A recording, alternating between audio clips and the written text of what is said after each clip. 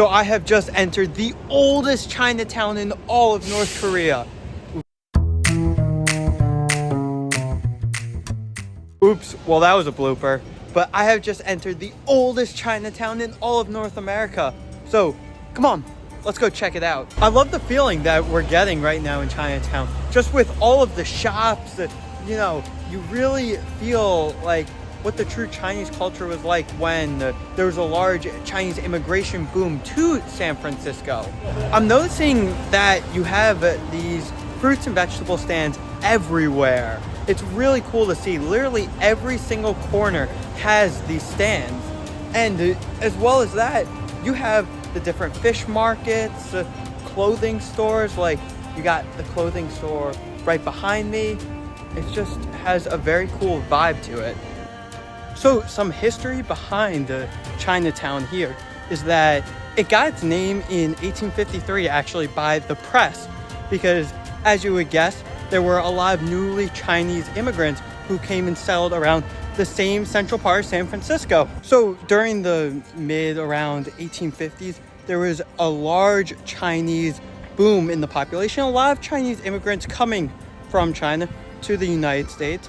And this is really when, during the time when the West Coast really started to be developed and the Chinese population grew in San Francisco, LA, and really just throughout the West Coast. We're passing by right now all of these great restaurants where you get some dim sum, just overall other different Chinese foods. It's incredible. My favorite thing to order is always a nice wonton soup, some dim sum, scallion pancakes, and so much more, whether it's chow mein, lo mein. You also have all the stores selling teas. You have them selling like actual china, like china plates. It is really nice quality here. They really do it at like a top-notch level.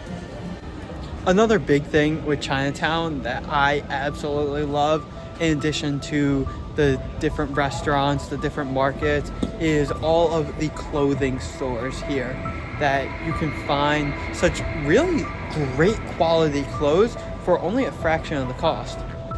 So now we're gonna check out one really cool part, and that is the Fortune Cookie Factory shop.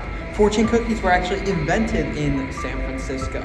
So I'm really excited to check out what this shop has to offer. This shop actually produces over 10,000 fortune cookies every single day. There's actually a big line to get into the store. I guess it really is this famous.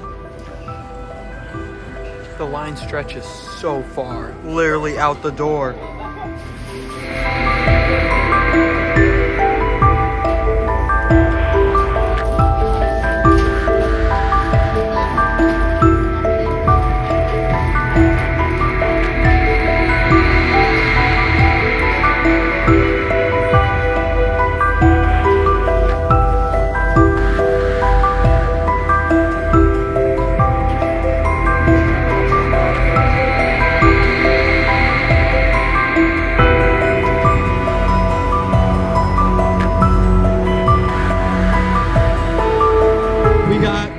Giant bag of flat fortune cookies, and wow, they're warm and they taste so good. These fortune cookies are well worth it.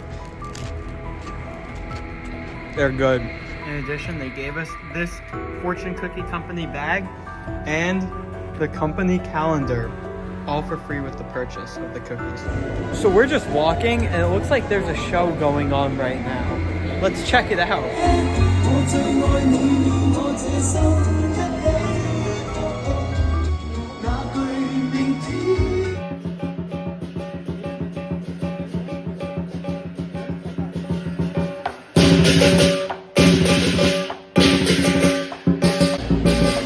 If that show and all of this going on doesn't show you the energy of Chinatown San Francisco, I don't know what will. Okay, now how cool was that? We were literally just walking and stumbled upon the show. It is New Year's Eve right now, December 31st, 2023. So it was just really incredible to be able to see that. I am just really shocked at how big this Chinatown is. I knew it was gonna be massive, but it's just going street after street after street. Every street is incredibly busy.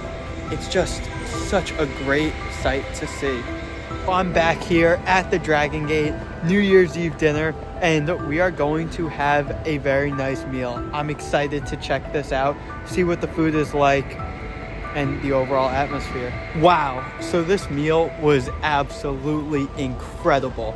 As an appetizer, we had this nice dish that had these pot stickers, it had spring rolls, fried calamari, and then for my main meal, I had this nice beef wonton soup. So in it was like these boneless beef spare ribs inside the actual soup.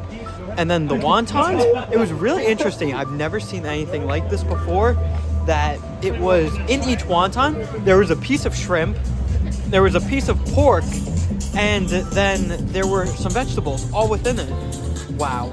So delicious. I would say it rivals Flushing, and I am one of the biggest fans of Flushing.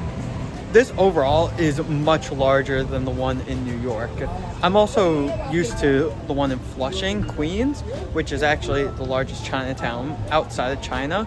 But this one here in San Francisco, it feels like it has just a lot more charm. I don't know why. I love it. Don't get me wrong, Flushing is incredible, but this one, it feels like much more of a tight-knit community. We have no idea what's inside.